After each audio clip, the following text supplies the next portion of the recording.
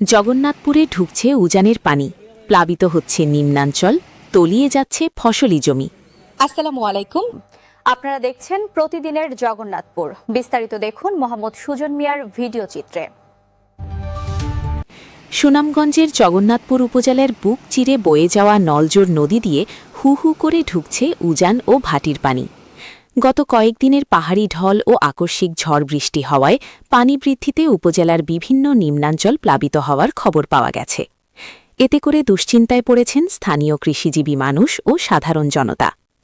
সরেজমিনে দেখা গেছে নলজোর নদীর পানি উপচে উপজেলার বিভিন্ন ছোট বড় নদী, খাল ও বিল দ্রুত পানিতে ভরাট হচ্ছে। বিশেষ করে নিচু এলাকার ফসলি জমিগুলো তলিয়ে যাওয়ায় বড় ফসলে ক্ষয়ক্ষতির আশঙ্কা করছেন কৃষকরা।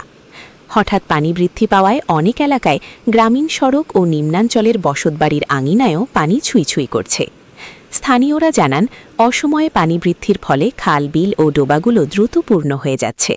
এতে মাছের খামার ও ফসলি জমির পাশাপাশি সাধারণ মানুষের চলাচলেও বিঘ্ন ঘটার সম্ভাবনা দেখা দিয়েছে।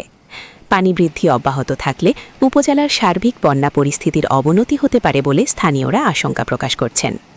পানি উন্নয়ন বোর্ড ও স্থানীয় সূত্রে জানা গেছে, উজানের ঢলের চাপে নদীর পানি বৃদ্ধি পাচ্ছে। জনস্বার্থ রক্ষার এবং জনগণের দুর্ভোগ কমাতে স্থানীয় প্রশাসন ও সংশ্লিষ্ট বিভাগকে সজাগ দৃষ্টি রাখার আহ্বান জানিয়েছেন সচেতন মহল।